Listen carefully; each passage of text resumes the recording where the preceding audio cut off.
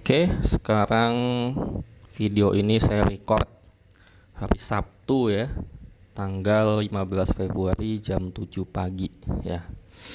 Jadi di sini ya saya akan sharing kepada Anda ya.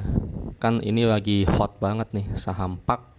Dia baru aja ARB ya setelah 10.000% kalau nggak salah ya, dari bottom sini sampai sini.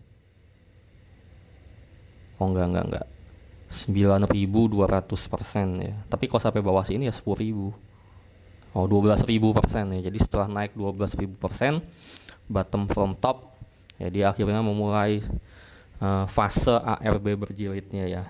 Nah, jadi gini teman-teman, ini saya sharing kepada Anda ya. Ya, pertama disclaimer dulu ya. Saya nggak pernah bilang bahwa PAK itu jelek, tidak ya. PAK itu tidak jelek ya. Cuman di sini saya ingin mengajak Anda untuk berpikir lebih realistis ya, lebih rasional supaya keputusan Anda dalam membeli saham ini itu tidak didasarkan pada FOMO ya, atau kata orang, oh ini bakalan the next pani, the next anu, the next itu ya. Itu kita singkirkan dulu hal-hal yang kayak gitu ya. Jadi saya akan mengajak Anda untuk berpikir dengan logika ya, dengan rasional, dengan akal sehat ya. Jadi di PAK ini, di saham PAK ini itu ada 3 hidden risk teman-teman ya. Nah, kenapa saya sebutnya itu hidden risk? Karena ini risk yang tidak banyak orang sadari. Ya, ada 3 hidden risk. Ya. Tadi seperti di awal sebelum saya jelasin sudah tahu tujuannya ya. Tujuannya adalah supaya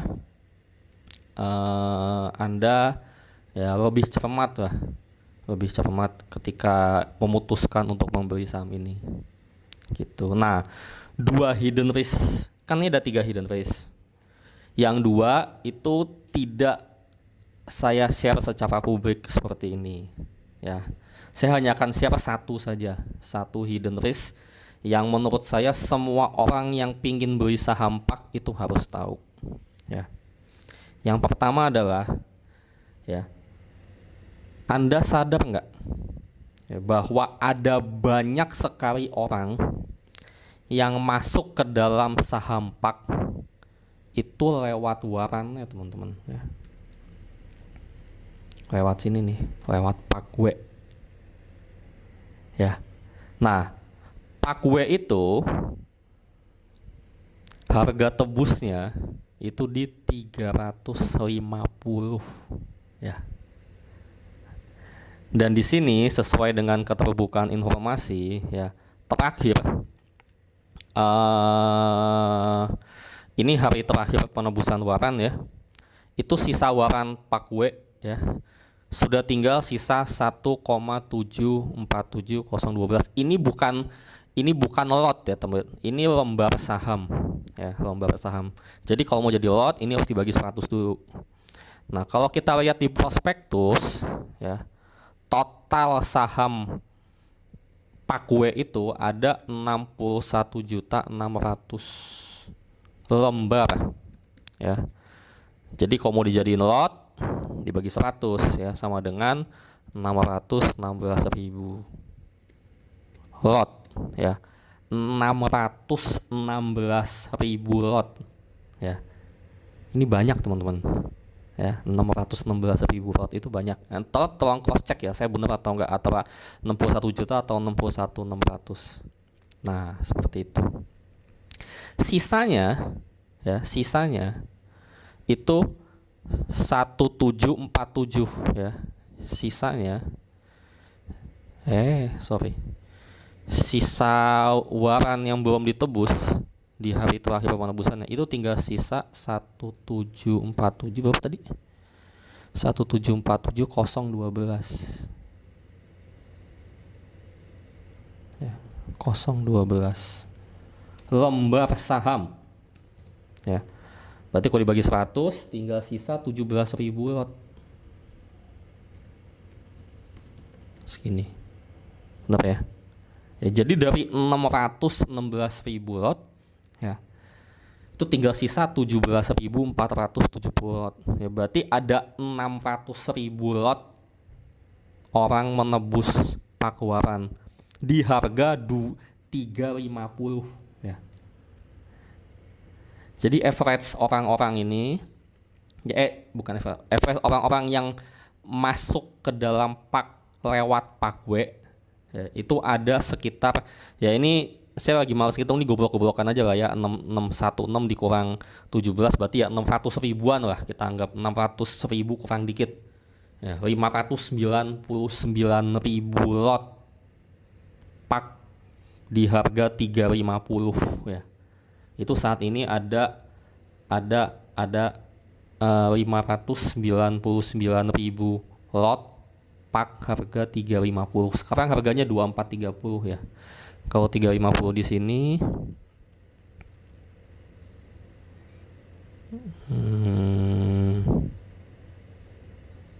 kok ini enggak? Ya udahlah. Ya, itu masih untung 5 beger, cuman kan ada ongkos. Kan belum tentu nih. Nah, sekarang gini, ini kan udah selesai ya urusan Pak. Nah, kalau kita mau ngecek blok sum dari Pakwe itu di beberapa sekuritas sudah tidak ada ya.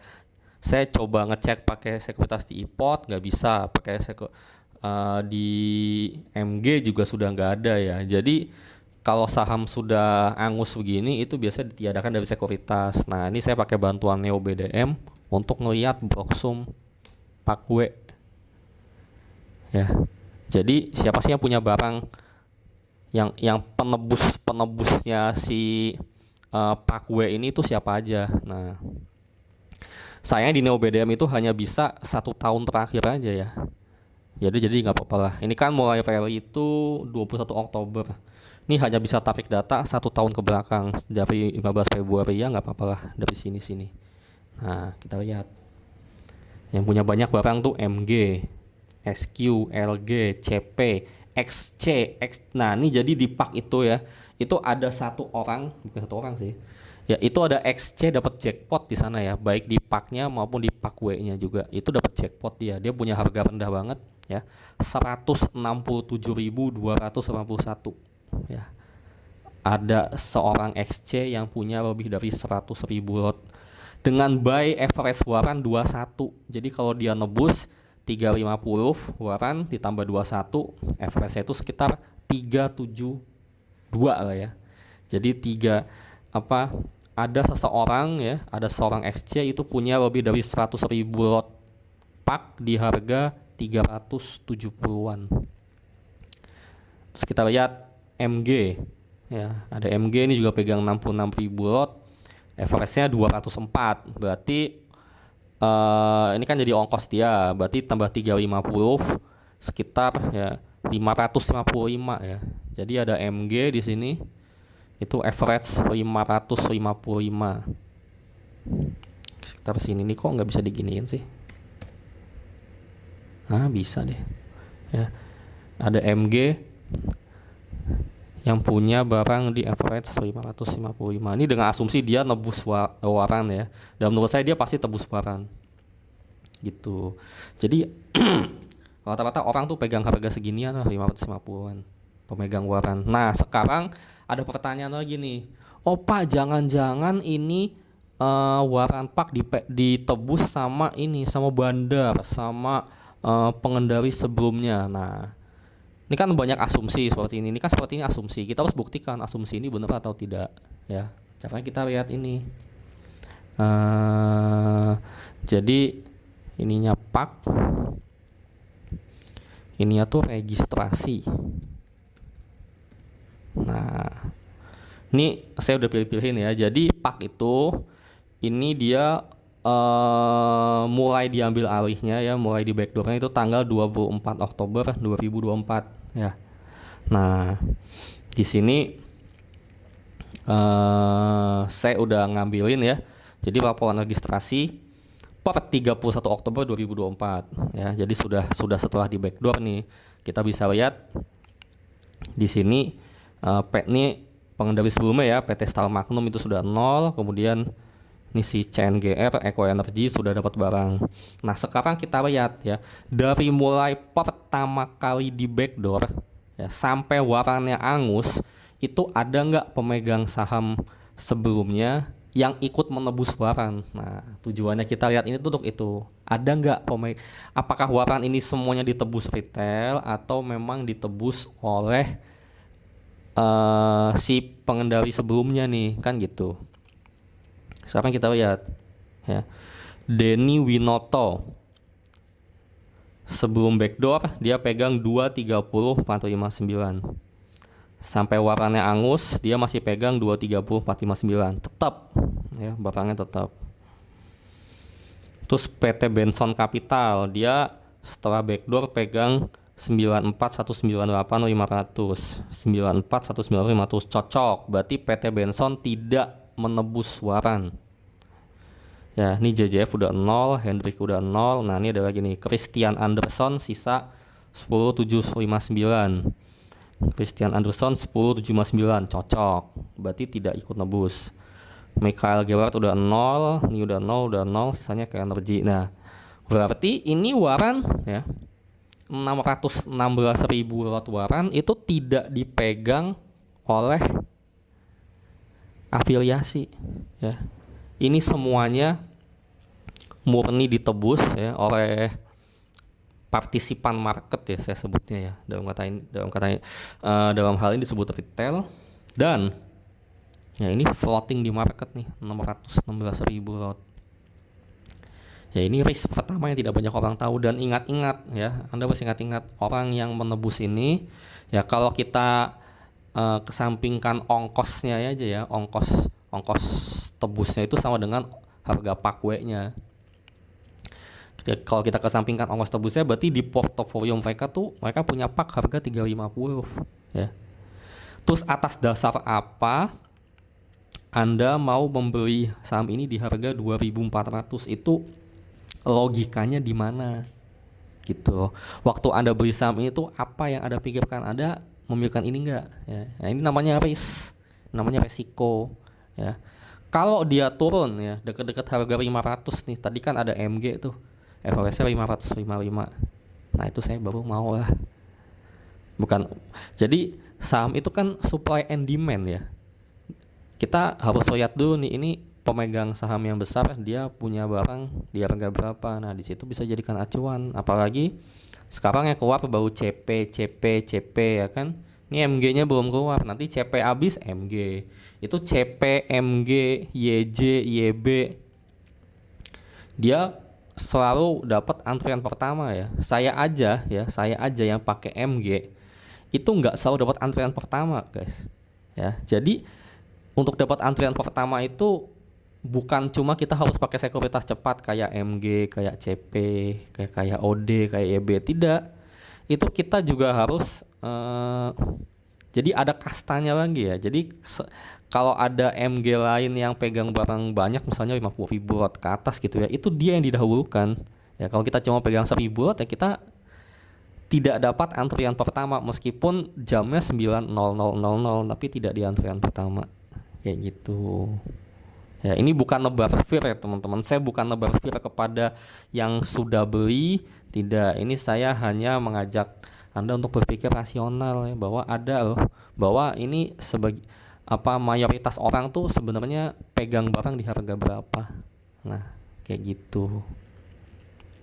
Ya, ini pasti nggak banyak orang yang sadar nih tentang penebusan waran ini. Ya, saya yakin nggak banyak orang yang sadar. Harga itu rendah banget 350 ya, seperti itu.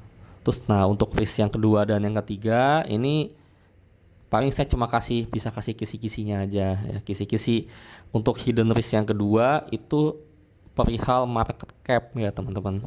Perihal market cap, Anda harus cari tahu dulu itu aset-asetnya mau dimasukkan ke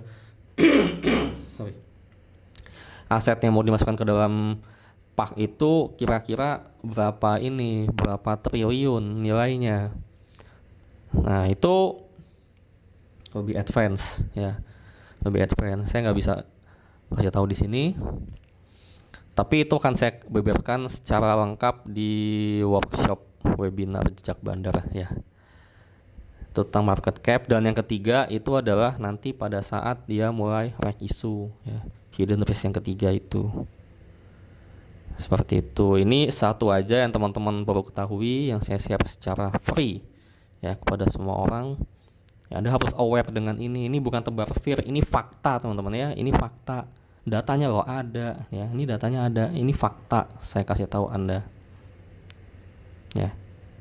Seperti itu. Oke. Semoga bermanfaat. Ya, cukup singkat ya. Semoga bermanfaat. Terima kasih.